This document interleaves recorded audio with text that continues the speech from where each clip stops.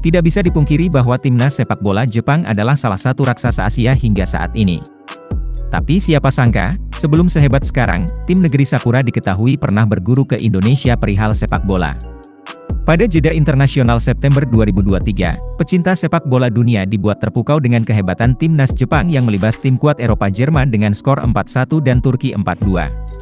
Mundur sedikit ke Piala Dunia 2020 Qatar yang dimainkan pada akhir 2022 lalu, Jepang juga sukses membuat dunia terpukau usai menghajar raksasa Eropa Jerman dan Spanyol, masing-masing dengan skor 2-1 di fase grup sebelum kemudian dikandaskan Kroasia di fase knockout. Itu hanya secuil catatan apik timnas Jepang di perhelatan pentas sepak bola dunia. Jepang saat ini menempati ranking 17 dunia yang membuat mereka menjadi negara Asia dengan peringkat tertinggi di ranking FIFA berdasarkan rilis terbaru 21 Desember 2023. Tim Samurai Biru Jepang juga tercatat sudah sebanyak 4 kali menjuarai Piala Asia. Pada Piala Asia 2023 yang akan digelar pada Januari-Februari 2024 di Qatar mendatang, Jepang tergabung di grup D bersama timnas Indonesia, Vietnam dan Irak. Menariknya, Jepang berada satu grup dengan Indonesia yang notabene pernah menjadi tempatnya berguru perihal sepak bola. Tentunya pertandingan antara timnas Indonesia versus timnas Jepang di perhelatan Piala Asia mendatang sangatlah dinantikan oleh pecinta sepak bola tanah air. Tentu saja Jepang lebih diunggulkan, bahkan tidak hanya difavoritkan lolos dari penyisihan grup, tapi juga masuk daftar unggulan juara. Selain prestasi mentereng di Piala Asia, Jepang juga tercatat pernah jadi runner-up Piala Konfederasi FIFA pada edisi 2001, dan 7 kali tampil di Piala Dunia. Pertama kali tampil di Piala Dunia 1998 di Prancis membuat Jepang menempati ranking 9 FIFA. Penampilan terbaik Jepang di Piala Dunia yaitu lolos ke babak 16 besar pada edisi 2002, 2010, 2018 dan 2022. Kemajuan sepak bola Jepang dalam waktu singkat menjadikannya sebagai inspirasi dan contoh bagaimana mengelola sepak bola yang baik dan benar.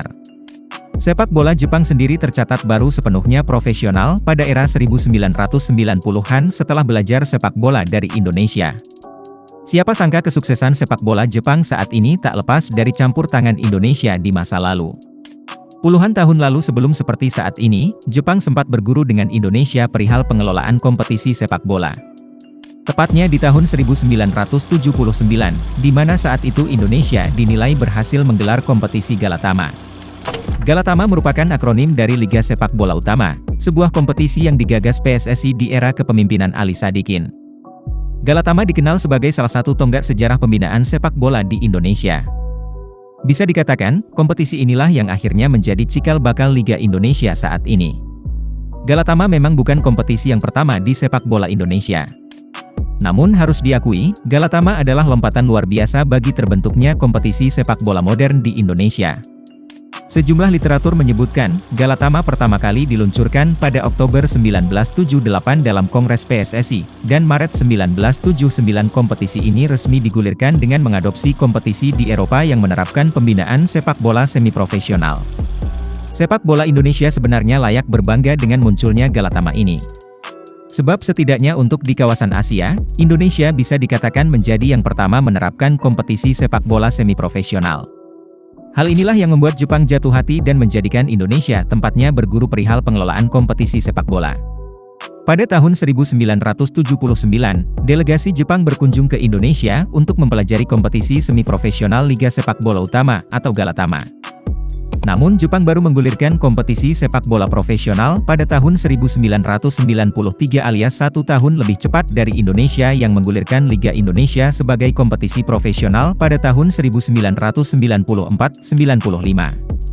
Kini di saat Indonesia masih sibuk dan berkutat dengan masalah di kompetisi domestik dan persoalan internal di tubuh federasi, Jepang sudah melesat jauh meninggalkan sang guru. Di saat Indonesia yang hingga kini belum mampu menjuarai Piala AFF yang notabene cuma kompetisi level Asia Tenggara, Jepang sudah menjadi langganan tampil di Piala Dunia. Pasalnya, selain berguru dengan Indonesia, pemerintah Jepang yang memang serius mengembangkan sepak bola di negerinya, juga menimba ilmu dari negara-negara lain terutama di Eropa. Serta membangun fasilitas-fasilitas yang berkualitas guna menunjang kemajuan sepak bola Jepang. Tercatat, di tahun 1963 Jepang juga datang ke Duisburg untuk mempelajari sistem tim nasional Jerman Barat selepas negara ini menjadi kampiun di Piala Dunia 1954 di Swiss. Soal pendidikan pelatih dan pembentukan sejumlah akademi di bawah klub-klub profesionalnya juga menjadi inti pembenahan Federasi Sepak Bola Jepang. Hasilnya di tahun 1993 Jepang sudah punya kompetisi profesional yang bernama J-League yang bergulir hingga saat ini. Sejumlah pemain Jepang pun kemudian dilirik dan bermain di klub-klub top Eropa, yang lahir dari sistem kompetisi profesional yang dibentuk dari pengalaman belajar puluhan tahun. Kalau di era sekarang, sudah tak terhitung lagi pemain Jepang yang berkarir di luar negeri dan menjadi pemain kunci klub top Eropa. Di perantauan, mental para pemain Jepang ditempa, dan itu terbawa hingga saat mereka pulang untuk membela timnas Jepang. Alhasil berkat kerja kerasnya berpuluh-puluh tahun, timnas Jepang bertransformasi menjadi raksasa Asia bahkan dunia dalam kancah sepak bola internasional. Belajar dari fakta bahwa Jepang pernah berguru ke Indonesia, mungkin sudah waktunya giliran Indonesia, atau PSSI sekarang yang berguru ke Jepang. PSSI di era kepemimpinan Erick Thohir sejatinya telah menandatangani Memorandum of Understanding atau Nota Kesepahaman Kerjasama dengan Federasi Sepak Bola Jepang. Ada 4 hal kerjasama yang ditandatangani, yakni kerjasama benchmarking Liga Indonesia, kerjasama pembangunan lapangan latihan timnas, kerjasama pembangunan timnas putri, dan kerjasama perwasitan.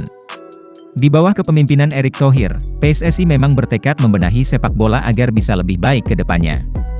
Kerjasama ini dilakukan dengan harapan sepak bola tanah air akan berkembang dengan baik, sebagaimana Jepang yang pernah berguru ke Indonesia dan berhasil memajukan sepak bolanya. Shin Tae-yong mengungkap rencana timnas Indonesia untuk memuluskan langkah ke babak 16 besar Piala Asia 2023. Timnas Indonesia di atas kertas tim terlemah di grup D Piala Asia 2023 yang berisikan Jepang, Irak, dan Vietnam. Skuad Garuda merupakan satu-satunya tim di grup D yang memiliki ranking FIFA di atas 100. Namun, pelatih timnas Indonesia Shin Tae-yong optimistis anak asuhnya bisa bersaing di grup D Piala Asia 2023. Dia mengatakan, skuad Garuda harus bisa mengalahkan timnas Vietnam, mengimbangi timnas Irak, dan mengejutkan timnas Jepang. Saya berpikir 1 kemenangan, 1 hasil imbang, dan 1 kekalahan di fase grup. Vietnam harus kami kalahkan dan dalam laga melawan Irak setidaknya kami bisa meraih hasil imbang. Untuk Jepang, jujur saja mereka berada di level yang berbeda. Pertandingan itu tak akan mudah tetapi saya berencana untuk mengalahkan mereka, tegas Shin Tae-yong. Shin Tae-yong menjelaskan bahwa timnas Indonesia bisa berpotensi memberikan kejutan di Piala Asia 2023. Syaratnya adalah dengan mengurangi kesalahan dalam pertandingan.